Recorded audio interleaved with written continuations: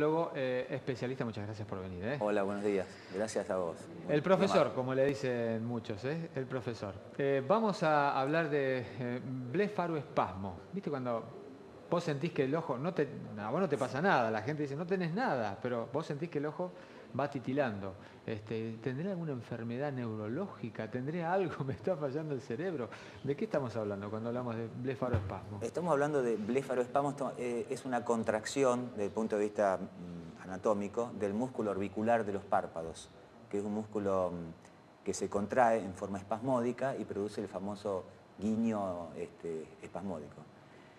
En general, el 95% de los casos de blefaroespasmos no son de origen neurológico, es decir, tiene que ver con la ajetreada vida moderna, es decir, con el estrés, es decir, cuando uno dice está pasado de revoluciones.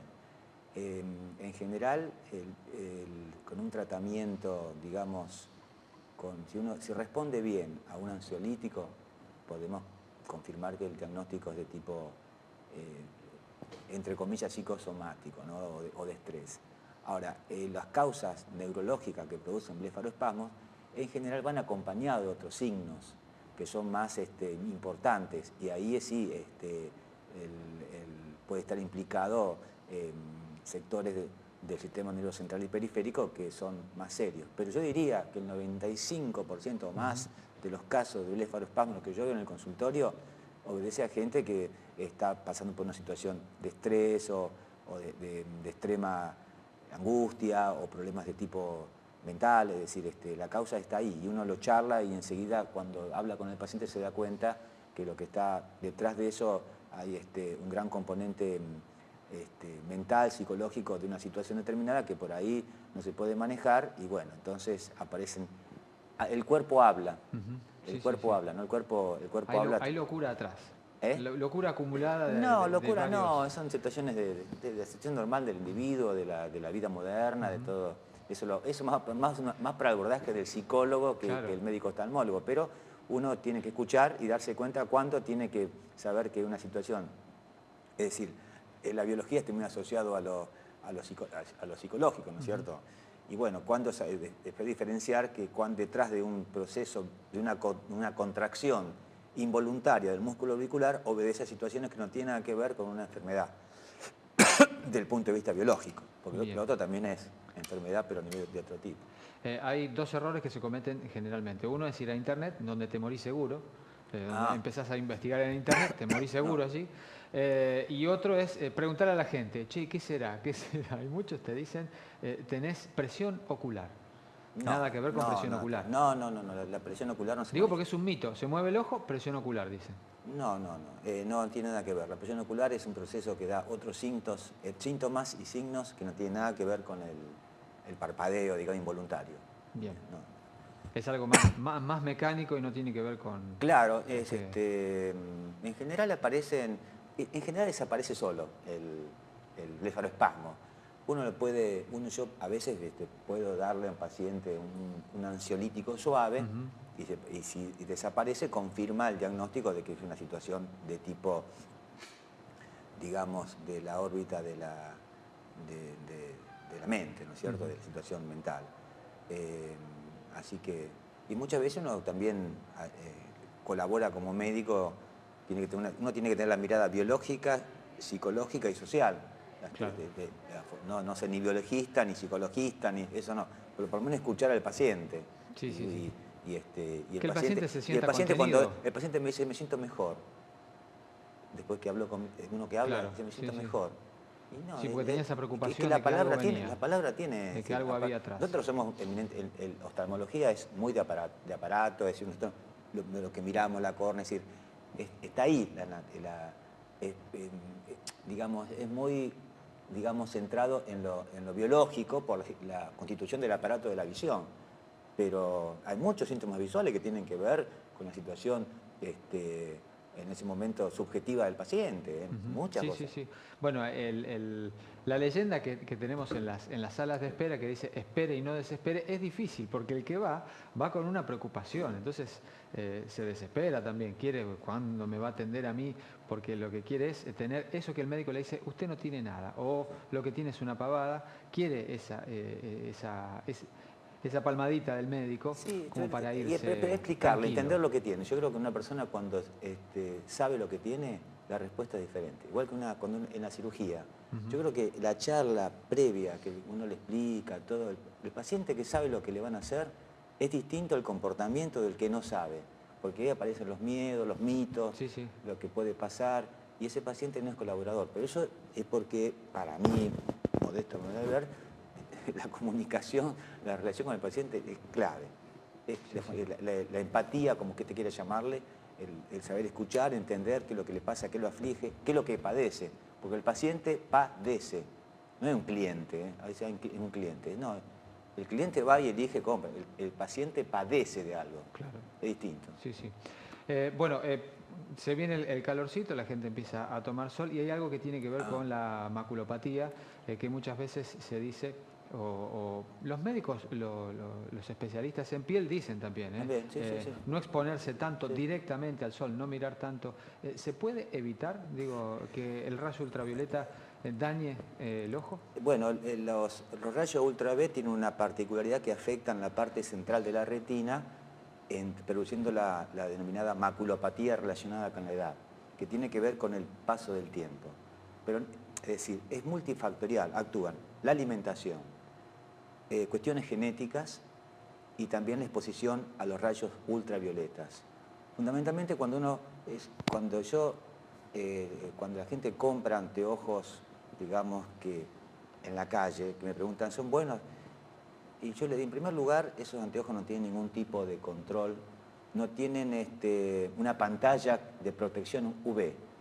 Y con el anteojo oscuro, uno cree que está protegido, entonces mira al sol, porque piensa y lo daña más. Es como si yo me pongo anestesia y me acerco al fuego. No siento el dolor, pero me quemo más. Claro. Entonces, el peligro digamos, de los anteojos no controlados por la cámara de óptico de quien sea, donde tienen los filtros correspondientes, es que el paciente se cree protegido contra los rayos ultravioleta y no lo está. Y se expone más porque no siente, digamos, quiere que está protegido. También tiene que ver mucho la alimentación.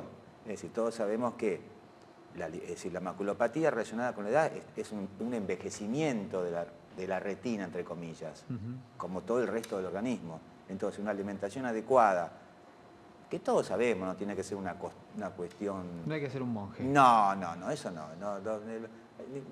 Comer bien, pero cuidarse dentro, digamos, dieta, digamos, en vegetales. Dicen que las ensaladas, mientras más coloridas, mejor. Carne, pescado, es decir, una alimentación variada y sana durante años contribuye. También hay factores genéticos, es decir, nosotros tenemos una herencia que se transmite a través del ADN que también nos da una impronta biológica, pero no es único. Si yo, por ejemplo, tengo un ADN determinado, pero hago una mala alimentación, me pongo a los rayos ultravioleta, evidentemente puedo generar una enfermedad, pero por el hábito, el mal hábito, digamos, el mal uso de las cosas o la falta de prevención, que uno siempre, para mí la prevención sigue siendo el factor clave, no solo en medicina, sino en todos los órdenes de la vida, y me parece que por ahí pasa la cosa. Así que es multifactorial, no es una sola cosa. Pero eso y ayuda. si me permite, dentro de poco va a haber una campaña de prevención de maculopatía relacionada con la edad, que tiene que ver con estas causas de saber si uno tiene o no. Hay cosas, sin ser caer, digamos, en la obsesión de saber, hay cosas prácticas muy simples. Primero, yo le digo a los pacientes, uno mira una hoja cuadriculada con un punto en el medio, que es una cosa simple, una hoja cuadriculada, y si ve que todas las líneas rectas están rectas, los cuadriculados están bien, yo diría que la función macular está bien. Tapándose un ojo y después el otro, si uno ve que a una de esas líneas de los cuadrados, de los cuadraditos está alterada, borrosa o no es recta, entonces eso puede indicar una disfunción macular. Entonces ahí sí sería importante la consulta precoz al médico oftalmólogo. Estamos viejos ahí. No, no, no. Nos estamos poniendo viejos. Bueno, pero yo siempre recuerdo, Alejo, por favor, recordalo, el tema de las gotitas. Hay gente que puede y otra gente que no puede ponerse por el tema de la presbicia. Sí, el asunto de eso es algo que la presbicia también es un factor de envejecimiento, es la pérdida de acomodación para visión cercana. Sí. Después de los 45 años todo el mundo tiene que usar lentes para cerca. Entonces, es decir, el tratamiento con corrección óptica. Hay tratamientos quirúrgicos también, hay gente que... Y nosotros proponemos el tratamiento tópico, es decir, con gotas uno estimula su propia acomodación y puede leer sin lentes. Es un método no invasivo, porque no es invasivo, no es cirugía, se puede utilizar cuando uno quiere y es bastante exacto, digamos, la respuesta, porque con una o dos aplicaciones diarias, con una, uno puede leer y, digamos, evita que la presbicia vaya aumentando. Es decir, digamos que en cierta manera, si uno tiene una presbicia y empieza con el tratamiento, la estimulación del músculo ciliar, de la acomodación de uno propio, evita que la presbicia se vaya progresando en potencia de lentes. Así que fundamentalmente para la gente que está entre los 41, 42, cuando empieza la presbicia, hasta los 50, 55 años, porque después el cristalino se vuelve rígido, entonces por más que uno Por más que le pongan, sin embargo, no pasa nada. mucho tiene que ver la voluntad. Yo no quiero usar anteojos, hay gente que dice no quiero y no lo usa. Entonces ya la voluntad, el deseo, ¿no? El deseo es el motor de muchas cosas. Sí, sí. Gente de 60, de 65 años que responde al tratamiento. Pero, por eso digo, el tratamiento es personalizado, no es para venta masiva y todo después, sino hay que hacer un tratamiento de tolerancia y ver cómo responde. Pero hay gente que responde porque yo creo que detrás de digamos, lo que uno puede a nivel farmacológico estimular está el deseo de no querer usar anteojos para leer cerca. Convencimiento, eso es una gran parte. Sí. Gracias, Alejo. Bueno, gracias como a usted, siempre. muy amable. Nos vamos a San Lorenzo con nuestros compañeros. Muchísimas gracias. En este caso hablábamos en el bloque anterior del homenaje que se le realiza en la ciudad de San Lorenzo al doctor René Favaloro, pero no fue el único homenaje. También se lo ha recordado a Rodolfo Walsh, un grande, por supuesto sí los hubo, dentro de lo que fue la historia del periodismo argentino sobre todo, ¿no? Y los años de la dictadura. Estuvimos charlando con Lila Geneloni, ella es subsecretaria del área de la memoria de Santa Fe, y también con Analía Yarreta, profesora de historia de la Escuela 438. Nos hablan acerca de este homenaje a Rodolfo Walsh. Muestra es sobre Rodolfo Walsh. Bueno, Rodolfo Walsh es una dimensión como muy amplia, con muchísimas aristas, una figura es para nosotros muy importante. Yo te hablo desde el área de memoria de la Subsecretaría de Derechos Humanos de la provincia de Santa Fe, yo soy una trabajadora de allí. En esa área propusimos una muestra de fotografías y fragmentos, son como destellos alrededor de la vida y de la obra, absolutamente atravesada por su militancia y su coherencia, pero también era un hombre muy erudito, era un hombre muy inteligente, era una persona muy generosa, un gran escritor y un gran ajedrecista, un periodista implacable, excepcional. Comenzó en la escuela 438, yo soy profesora de historia, y la muestra va a estar abierta al público, no solamente para la escuela, a partir del jueves hasta el 7 de octubre. Después ya vamos a dar los horarios. La escuela se abre a la sociedad.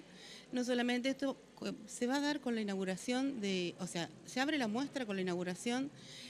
En la inauguración va a estar Juan Nobile coordinando una mesa redonda, que van a estar también Rolando Galareto, va a estar también Chiquito Beseñac, Sole Chodín, va a estar también Cristina Carnoval.